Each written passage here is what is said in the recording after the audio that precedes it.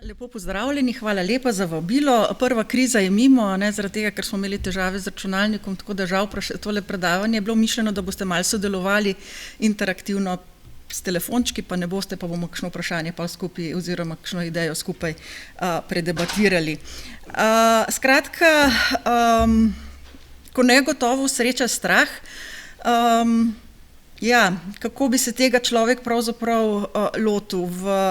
Pravzaprav strah je nekaj, kar je zgodovinsko prisotno, in nam pravzaprav pomaga preživeti. Če nas ne bi bilo strah, bi pravzaprav bilo precej nevarno v prazgodovini, ker se ne bi bali nobenih nevarnosti in seveda je to bi onemogočilo preživetje.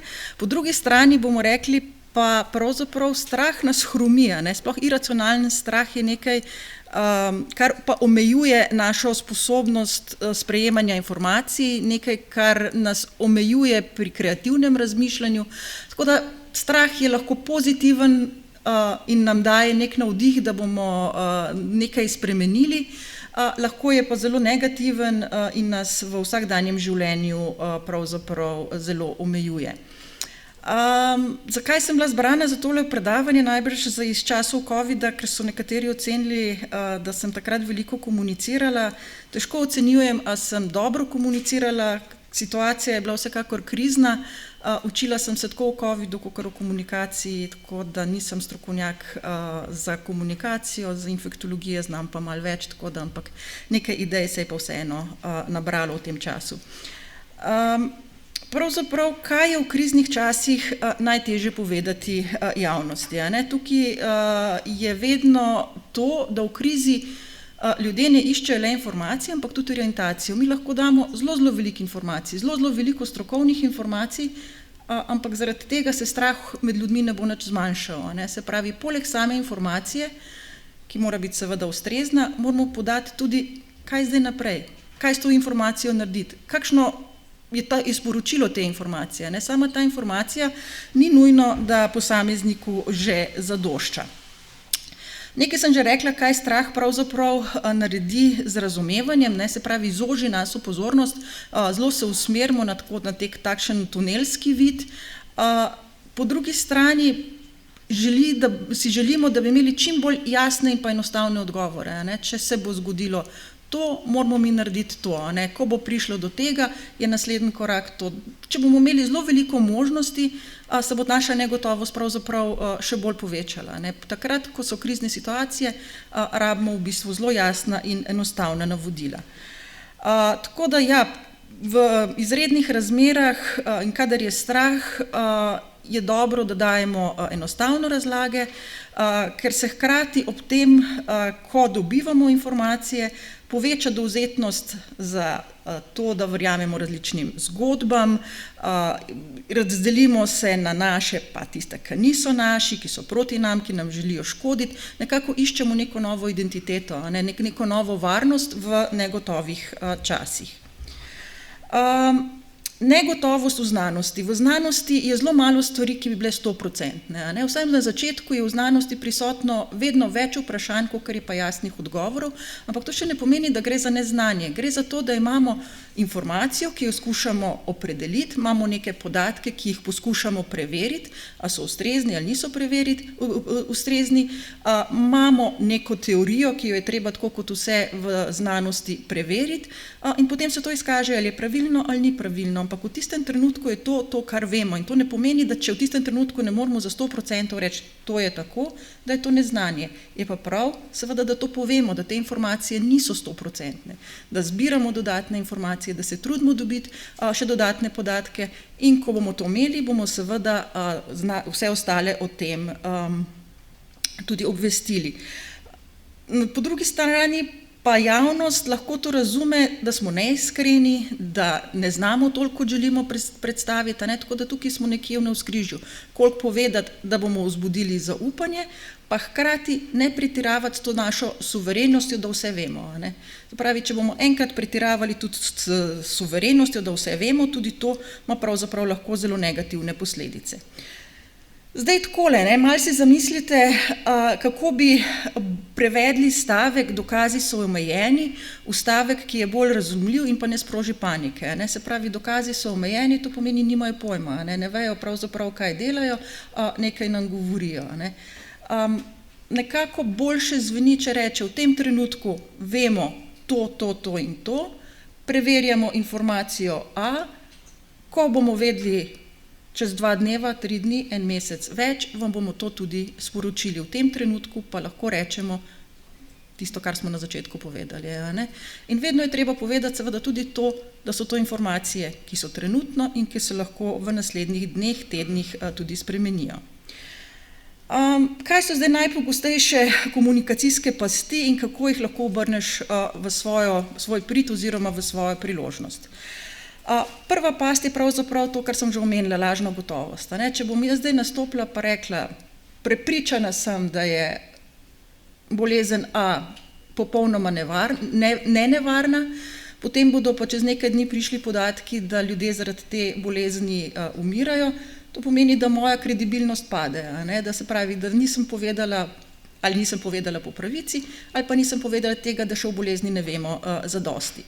Tako da s tem, ko se kasneje korigiramo, ko ne pustimo te možnosti, da povemo, da še nimamo zadosti podatkov, rušimo zaupanje za naprej, zaupanje v tega, ki bo podajal naslednje informacije. Tako da nekako v tuji literaturi se tale akronim uporablja, se pravi WOW, what we know, se pravi povemo, kaj vemo, povemo, česa ne vemo, kaj delamo, da bomo čim več vedeli in pa kdaj bomo podali nove informacije. Se pravi, vedno povemo vse podatke, ki jih imamo na voljo v obliki, ki jo ljudje razumejo, povemo seveda, da vse ni jasno in kaj bomo naredili v naslednjem obdobju. Preobilje podatkov, tako imenovan data dump, se pravi, to je bilo zelo značilno v času covida. Nova bolezen, vsi smo si želeli čim več informacij in po tistem prvi praznini, ki je nastopila, po prvih 14 dneh, 3 tednih, ki nismo ničesar vedeli, naenkrat eksplozija informacij. Vsi smo zbirali te informacije, vsi smo si želeli čim več vedeti in problem je bil v tem, informacij je bilo veliko, informacije so se bile nasprotujoče. Javnost si je ravno tako želela čim več informacij, mogoče smo takrat naredili napako, da smo preveč teh nepopolnih dejstev na začetku povedali. Tako da zelo pomembno je, da si ustvarimo neko hierarhijo sporočila. Pravzaprav, kaj ta informacija pomeni za samega posameznika? Je to za samega posameznika pomembno, kako je sestavljen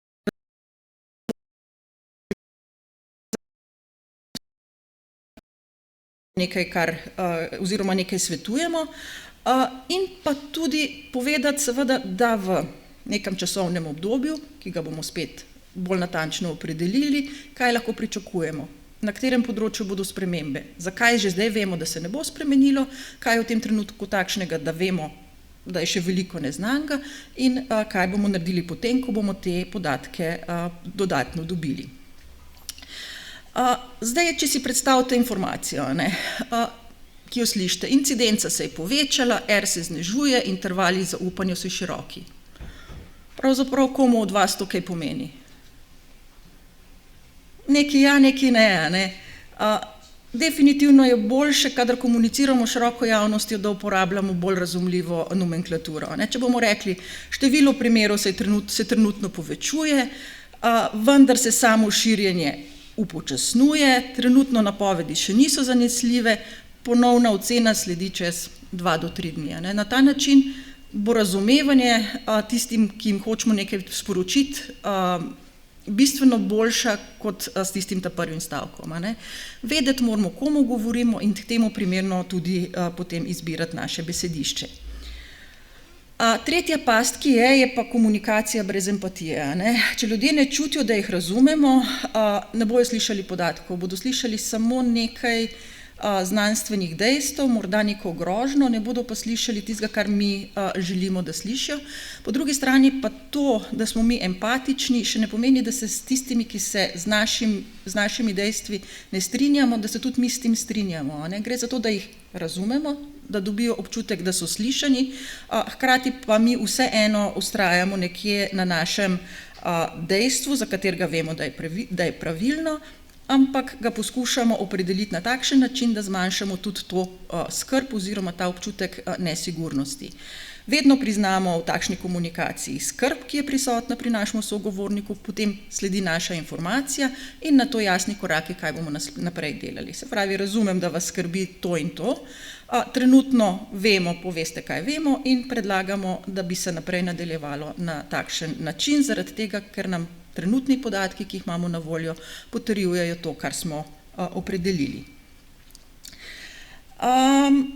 Mediji so lahko v krizi naš največji prijatelj pa naš največji sovražnik. Se pravi, mediji lahko eno informacijo lansirajo na en način ali pa na drug način. To se je videlo tudi, bom rekla, v času covida.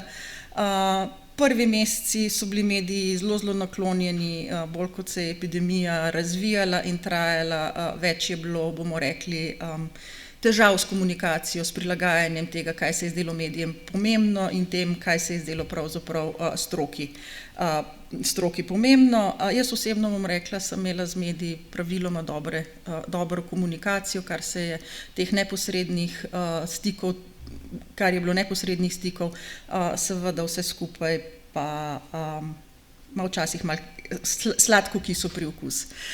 Kakšne so tipične tehnike manipulacije v krizah? Se pravi, ta cherry picking, zberemo tisto, kar se dobro sliši v medijih. Se pravi, sami veste, da večina novic v medijih je negativnih, zelo malo imamo pozitivnih informacij. In bolj kot je informacija, bomo rekli, bombastična, več ima klikov, bolj je to pomembno za same medijske prostore. Tako da izbirajo se taki, bomo rekli, dramatični, senzacionalistični podatki recimo o posamezniku, ki so lahko seveda zelo dramatični in zelo problematični za tistega posameznika. Ampak za celo javnost, za celo skupnost v nekem kriznem dogodku so pa v tistem trenutku morda manj pomembni kot drugi podatki.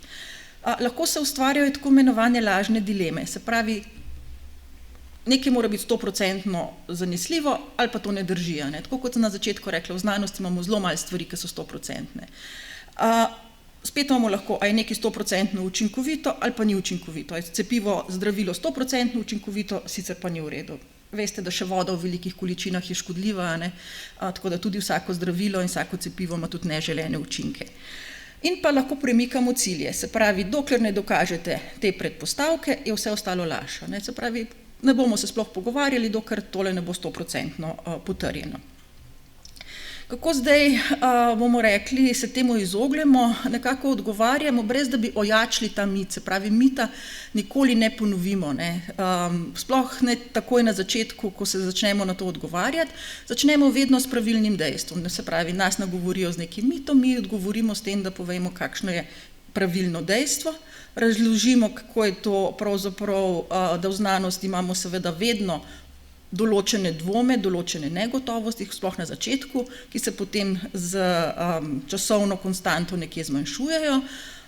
Lahko razložimo tudi te trike manipulacije, se pravi, da so bile teme izbražene, da so lažne dileme bile predstavljene, poudarimo metodologijo odločanja, se pravi, kaj je, bomo rekli tukaj, skupnosti, posamezniku predstavlja neko tveganje oziroma kaj mu je v korist. In pa navedemo, na osnovi česa smo se za to odločili, kje smo to spoznali, odkot smo to informacijo pridobili, se pravi, navedemo vire, metode, neko bomo rekli, zanesljiv vir, in pa ne gremo nikoli v obrambno reakcijo. Ne začnemo se braniti, ker kakor se bomo začeli braniti, se bodo te, bomo rekli, dvomi še dodatno povečali in intenzivirali. Tako kot sem rekla, v znanosti redko delamo z nekimi 100% zanesljivostjo in se odločamo po najboljših dokazih in tehtanju koristi in pa tveganj. Ko imamo malo na začetku dokazov, je seveda verjetnost, da ne bo vse tako, kot si v tistem trenutku predstavljamo, bistveno večja kot potem, ko imamo bistveno več dokazov, ko se zbere bistveno več podatkov, in to je prav, da povemo, ne. Se pravi, nima smisla, da na začetku, ko imamo omejen nabor podatkov, pa še za te ne vemo čisto zanesljivo, kako so bili zbrani, da trmasto vztrajamo na tem, da to je pa točno zdaj tako in nikoli ne bo nič drugače, a ne. Tega se moramo vedno v komunikaciji zavedati. In če se nekaj spremeni, potem moramo nekaj spremeniti, ne? Ker če ne bomo ničesar spremenili, če bomo pa zdaj trmasto vztrajali na tistih predhodnih spoznanjih, potem je pa to slabo, ker potem pa zavračamo, da se znanost spreminja, ne? Potem pa zavračamo to, tisto, kar smo na začetku rekli, da se bo nekaj spremenilo, da bomo posodobili, pa potem tega nismo naredili. Treba je ohranjati dinamiko zaupanja in jo graditi pravzaprav nekje v realnem času.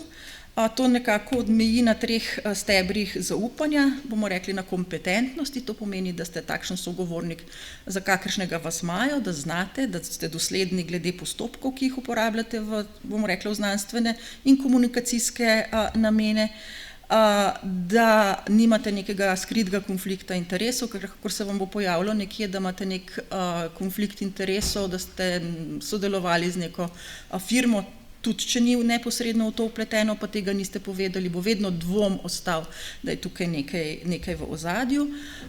In pa v ospredju mora biti tudi dobronamernost, a ne, se pravi, tisti, ki vas poslušajo, morajo imeti občutek, da jim želite dobro, a ne, se pravi, da bojo oni imeli, bom rekla, ne neposredno korist, ampak da se bodo zavedali, da jim želite dobro, da jim ne želite škoditi in da so te stvari, o katerih jih razlagate, ki jim jih poskušate razložiti, namenjene za to, da bo njihovo življenje, bomo rekli, z manjšim strahom in z večjo kvaliteto. Imamo kakšne hitre zmage za komuniciranje v kriznih razmerah? Pravzaprav, ko si enkrat naredimo škodo, smo si naredili škodo in jo je zelo težko popraviti, tako da je bistveno boljše, da imamo čim manj takšnih trenutkov, za katere vemo, da je treba potem narediti popravljanje te škode, tako da je dobro, da se držimo, da se vsi govorci, ki komunicirajo, držijo istega principa, ne, se pravi, da poveš, kaj veš, poveš, česa ne veš, kaj boš spremenil in kdaj boš to spremenil oziroma kdaj boš podal podrobnejše podatke. Dobro je, da se določi, kako bo z posodobitvami, da je to znano, ne, da to ni zdaj enkrat na 14 dni, enkrat je na 2 dneva, enkrat pa bomo rekli 2-krat v enem dnevu. Na ta način zbujaš negotovost, na ta način ne boš nikogar pomiril, bistveno boljše, če so, se pravi, te jasni nekje termini določeni in vsi vejo, da se bodo takrat zbralo ali nekaj novih podatkov ali se bodo stvari na nekem nivoju dogovorile na drugačen način in prav je, da javnost ve, kdaj se bo to dogajalo. Veste, da je modro poplavo pravzaprav popolnoma vseeno, ne? Ampak v kriznih razmerah je pa zelo pomembno, da vsi rečemo modro, pa da nihče ne reče plavo, ker bo tukaj takoj rečeno, aha, ta je rekel pa modro, ta pa drugače misli, kakor tisti, ki je rekel plavo. Tako da je zelo dobro, da se tehnični, strokovni termini čim bolj, bom rekla, poenotijo, da vsi uporabljajo enake termine, ker drugače gre za to, eden govori eno, drug govori drugo, saj ne vejo, kaj delajo pravzaprav, ne. Tukaj se spet povečuje ta občutek negotovosti in pa neenotnosti. Tako da to je tale teoretični del, tako da imam še par praktičnih primerov. Negotovost komuniciramo kot proces in ne kot pomanjkljivost, se pravi, če nečesa ne vemo, je to normalno, da v tem trenutku ne vemo, ker pač še nimamo zadosti informacij in to je treba poudariti na tak način, da ljudje se zavedajo, da to ni nekaj, kar bi bilo nenavadnega, ampak je to nekaj, kar je v določenem trenutku normalno in zaradi tega bomo stvari seveda sproti posodabljali. Strah zmanjšamo z orientacijo, to pomeni, da ljudem povemo, kaj neka informacija pomeni, kaj mora posameznik, skupnost, celoten svet storiti in kdaj sledijo posodobitve. Kako poskušamo se izogniti manipulacijami, da bomo rekli, poudarjamo to, kaj vemo, da poudarjamo bomo rekli, vire, iz katerih črpamo informacije in da ne ponavljamo mita, ker kakor bomo mi enkrat rekli, tisto, kar je bilo v mitu, cepljenje je škodljivo, bodo rekli, saj so rekli, da je cepljenje škodljivo, čeprav je samo tista, bomo rekli, ponovitev tega, kar je bilo nam postavljeno v vprašanju. Tako da v krizi pravzaprav ni cilj, da ljudje razumejo vse, cilj je, da razumejo dovolj, da vejo, zakaj morajo nekaj narediti, da ravnajo varno in da nam zaupajo tudi, ko se sporočila razvijajo. Se pravi, ko se bo nekaj spremenilo, ko bomo nekaj spremenili, da vejo, zakaj smo to spremenili. Da to ni zato, ker si vsakih 5 minut mišljujemo nekaj novega, ampak zaradi tega, ker smo dobili nova spoznanja, ker smo dobili morda potrditev tistega, kar smo na začetku že vedeli, ali pa se je to spremenilo in smo zaradi tega tudi spremenili komunikacijo. Tako da, če gremo na hitro, kolikor je še zdaj slabih 10 minut časa, imamo v bolnišnico, v kateri se pojavi informacija, da so zaznali redek respiratorni virus pri 2 bolnikih z imunsko motnjo. O virusu je v tistem trenutku malo znanega in seveda bolnišnično okolje je idealen prostor za hitro širjenje informacij, tako da med zaposlenimi začne krožiti skrb, pri pacientih pa seveda vprašanja, ali grozi nova epidemija, smo zdaj v bolnici sploh varni, kaj se bo zgodilo pravzaprav z nami. Vodstvo na intranetu lokalno sporoči, ni razloga za panike, vse imamo pod nadzorom. To je taka klasična zadeva, ker če nekdo reče, vse imamo pod nadzorom, točno vemo, da ni nič pod nadzorom. In kakor je v raznih, bom rekla, šalah, še nobena ženska, ki je mož rekel, da naj se pomiri, se ni pomirila. Tako da ta del mogoče ni najboljše, če takole komuniciramo. Tako da tukaj bomo rekli, je taka kar velika komunikacijska napaka, ki je pravzaprav lahko ima za posledico veliko več dela, kot če bi uporabili ustrezno komunikacijo že na začetku. Tako da zaposleni se bodo začeli spraševati, vodstvo sploh ve, zakaj gre, a smo mi res varni, ali nam kaj prikrivajo, zato da ne bi šli domov. V teh trenutkih je treba res mogoče malce stopiti na zavoro, razmisliti, kaj je dobro reči in ne kar s takole komunikacijo začeti. Tako da boljše bi bilo, da povejo, da zaznali smo 2 primera okužbe z redkim respiratornim virusom, kar je dejstvo, to vemo.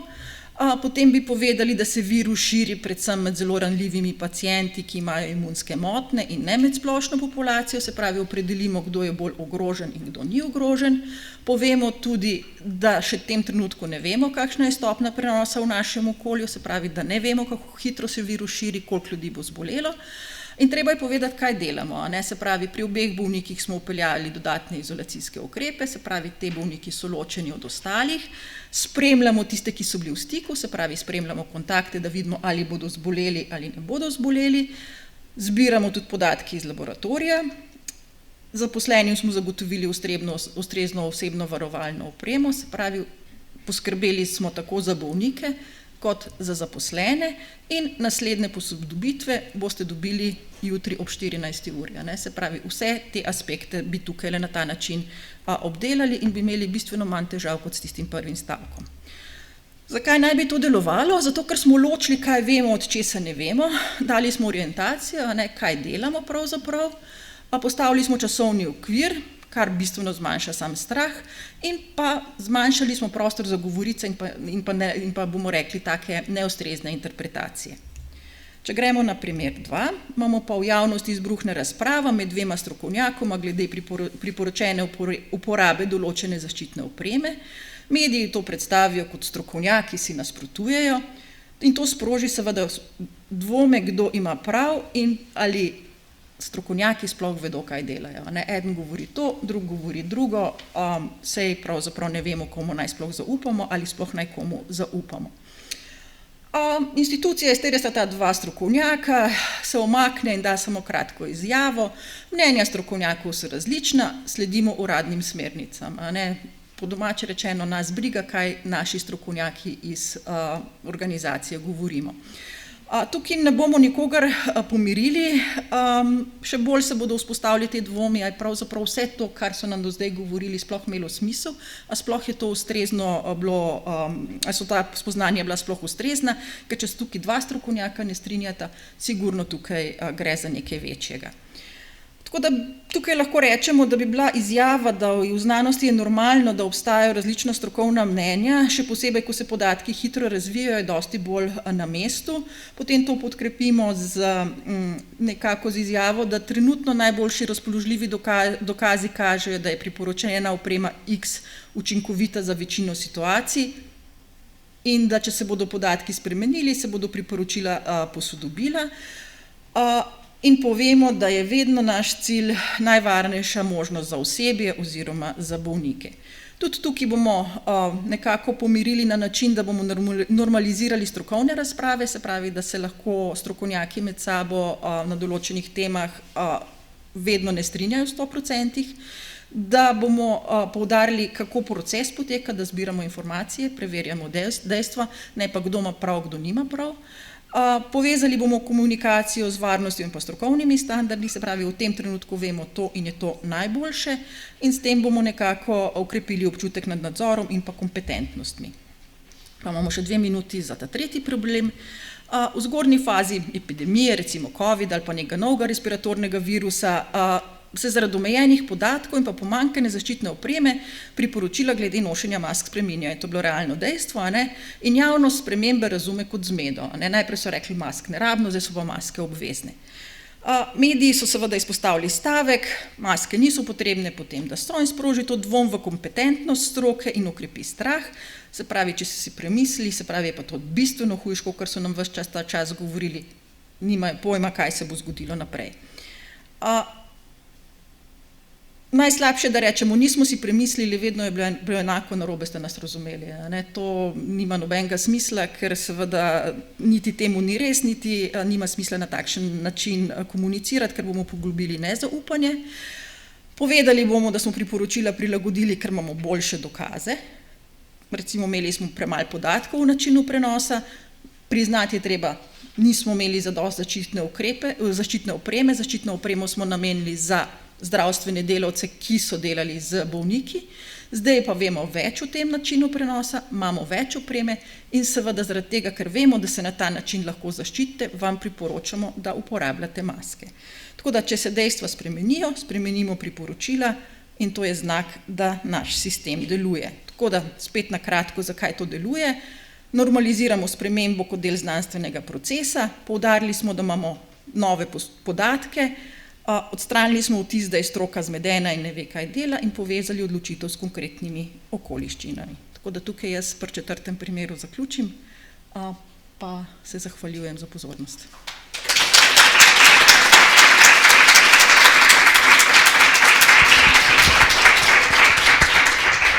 Ja, najlepša hvala za predavanje. Zdaj je pa še čas za, postavili vam bomo 2 vprašanje. Prvo vprašanje iz publike je, kako ste se spopadali s provokativnimi vprašanji glede COVID-a strani medijev? Strani medijev niti ni bilo toliko zelo provokativnih vprašanj. Jaz bom rekla, da mediji so bili sorazmerno korektni. Večinoma, kadar so bile kakšne take bolj nevsakdanje okoliščine, so se vsi, sploh če smo bili v živo, voditelji praviloma, smo se zmenili, kaj bodo vprašali, če se ne bodo vprašali. Tako da zelo redko je bilo. Malo je bilo večkrat, mogoče je bilo včasih bolj nelagodno na tiskovnih konferencah na vladi, tam se je znalo kakšno bolj čudno vprašanje pojaviti, ampak načeloma nisem imela pa nikoli občutka, da bi kdo zelo namerno postavljal vprašanje. Ok, hvala za odgovor. Drugo vprašanje pa je, kakšen procent populacije tudi popolna komunikacija ne bo prepričala? Nekje se ocenjuje tako po zelo grobih metodah, da je nekje med 2 pa 10% takšnih ljudi, za katere je pravzaprav ne glede na to, kakšna boš imel dejstva, popolnoma nepomembno, da imaš ti ta dejstva, ker so oni prepričani, da pač ta dejstva ne držijo. V določenih situacijah se potem odločiš, da se tem ljudem ne posvečaš, zaradi tega, ker porabiš 90% časa za mogoče 5% ljudi, ki jih ne boš prepričal, tako da je bistveno boljš, da porabiš tisti čas za, bomo rekli, tistih 30-40% ljudi, ki so neprepričani, ki rabijo dodatne informacije in se ukvarjaš s temi, kot pa s temi, ki so že vnaprej prepričani v svoj prav. Imamo čas še za eno vprašanje. Ali menite, da bi bila splošna populacija po krizi, kot je bil COVID, in po ukrepih kriznega komuniciranja bolje pripravljena na morebitno naslednjo krizo? Ne. Ne glede na to, kaj smo se naučili, kaj smo se spoznali, ko bo naslednja krizna situacija, bo tako drugačna, da se pravzaprav iz tega ne bomo mogli, sistem ne bomo mogli zelo veliko pomagati. Ja, posamezniki smo vse nekaj naučili, tudi naslednja epidemija, ki bo definitivno, bo popolnoma drugačna. Ves čas smo pričakovali, da bomo imeli epidemijo gripe in na to smo se pripravljali, pojavil se je COVID, vse je bilo drugače. Kaj bo naslednjič, bomo videli, in tudi naslednja krizna situacija ni nujno, da bo povezana z zdravstvom, tako da takrat bo verjetno tudi komunikacija drugačna. Najlepša hvala za odgovore in za predavanje. Hvala lepa.